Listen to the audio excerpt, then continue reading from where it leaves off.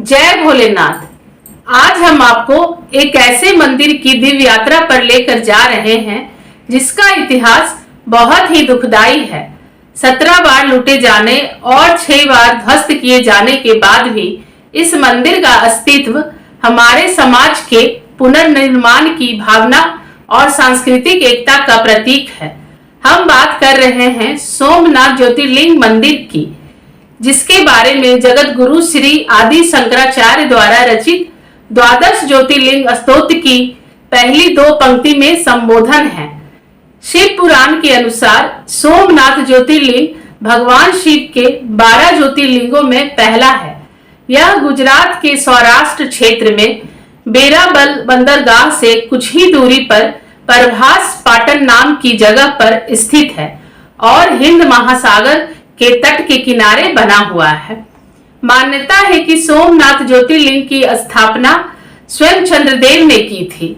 सोम का अर्थ है चंद्रमा, जिनका विवाह दक्ष प्रजापति की 27 बेटियों के साथ हुआ था। हालांकि उन्होंने अपनी सभी 27 दुल्हनों पर ध्यान केंद्रित नहीं किया, बल्कि अपना समय केवल रोहिणी को समर्पित किया। जब यह बात प्रजापति दक्ष को पता चली तो उन्होंने चंद्रदेव को समझाने का प्रयास किया, लेकिन चंद्रदेव द्वारा उनकी बातों को अनसुना कर देने के कारण दक्ष प्रजापति ने क्रोधित होकर उन्हें श्राप दे दिया कि उनकी रोशनी बीतते दिन के साथ कम होती जाएगी। दक्ष के श्राप से चंद्रदेव धीरे धीरे खत्म होने लगे। इस श्राप से मुक्ति के लिए ब्रह्मा जी ने चंद्रदेव को प्रभास क्षेत्र यानी सोमनाथ में शिव जी की प्रसन्नता के लिए तपस्या करने को कहा। चंद्रदेव ने अपनी रक्षा के लिए भगवान शिव की पूजा की। चंद्रदेव के कठोर तप से प्रसन्न होकर शिव जी वहां प्रकट हुए और चंद्र को श्राप से मुक्त करके अमरत्व प्रदान किया। तब से भगवान शिव प्रभास क्षेत्र यानी सोमनाथ में ज्योतिर्लिंग के रूप में वास करते हैं।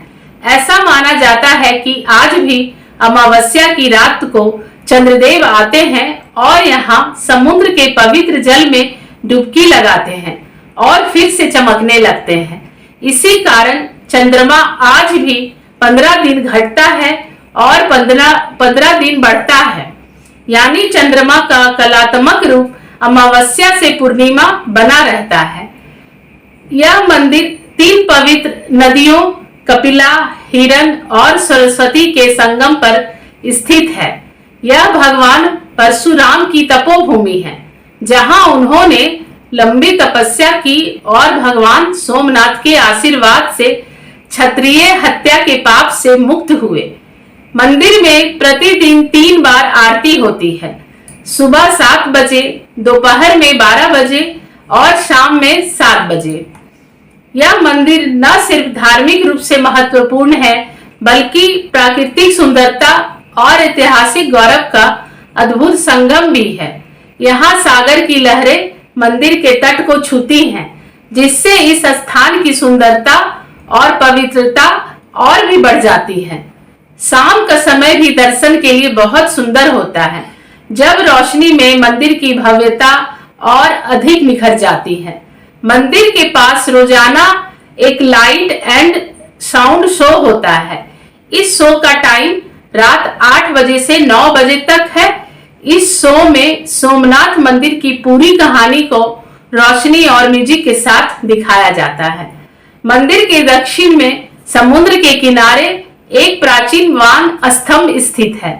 इस वान स्तंभ पर आसमुद्रांत दक्षिण ध्रुव पर्यंत अबाधित ज्योति मार्ग लिखा हुआ है, जिसका मतलब है कि समुद्र के इस बिंदु से दक्षिण ध्रुव तक सीधी रेखा में किसी भी तरह की बाधा नहीं है। यह प्राचीन भारतीय भौगोलिक ज्ञान और ज्योतिर्लिंग के रणनीतिक स्थान का अद्भुत उदाहरण है। मध्यकाल में इस मंदिर को उसके वैभव के कारण 17 बार लूटा गया और कई बार ध्वस्त किया गया। इतिहासकारों के अनुसार इस मंदिर की भव्यता को देखकर 1025 के अंत या 1026 के प्रारंभ में वर्तमान अफगानिस्तान के क्रूर आक्रमणकारी महमूद गजनी ने इस मंदिर को निशाना बनाया। उसने मंदिर की अपार संपत्ति लूट ली और संरचना को नष्ट कर दिया। इसने विनाश और पुनर्निर्माण के एक चक्र की शुरुआत को चिन्हित किया जो सदियों तक जारी रहा। जब गुजरात पर दिल्ली सल्तनत का कब्जा हुआ तब एक बार फिर 1297 में इस मंदिर पर अलाउद्दीन खिलजी की सेना ने हमला किया और यहाँ की अमूल्य संपत्ति को लूटकर ले गया। मंदिर को 1395 और 1412 में भी तोड़ा गया, लेकिन जीर्णोद्धार का सिलसिला चलता रहा और श्रद्धालुओं में इस मंदिर के प्रति भक्ति भाव में कभी कमी नहीं आई। अंततः 1706 में मुगल शासक औरंगजेब के अधीन मंदिर को फिर नष्ट किया गया। औरंगजेब ने सोमनाथ मंदिर पर 2 बार हमला किया और इसे लगभग नष्ट कर दिया। इतिहासकारों का अनुमान है कि सोमनाथ मंदिर को अतीत में कम से कम 6 बार नष्ट किया गया। हर बार लोगों की पुनर्निर्माण की भावना से मंदिर को पुनर्निर्मित किया गया, जिसमें गुजरात के बल्लभी के मैत्रक राजा, प्रतिहार राजा नागभट्ट, परमार राजा भोज और सोलंकी राजा कुमारपाल प्रमुख हैं। 7वां और वर्तमान मंदिर का पुनर्निर्माण भारत की स्वतंत्रता के बाद शुरू हुआ। लौह पुरुष सरदार वल्लभ भाई पटेल ने 1947 में इसके पुनर्निर्माण का संकल्प लिया, जिन्होंने 12 नवंबर 1947 को राष्ट्रीय पुनरुत्थान और सांस्कृतिक गौरव के प्रतीक के रूप में इसकी आधारशिला रखी थी।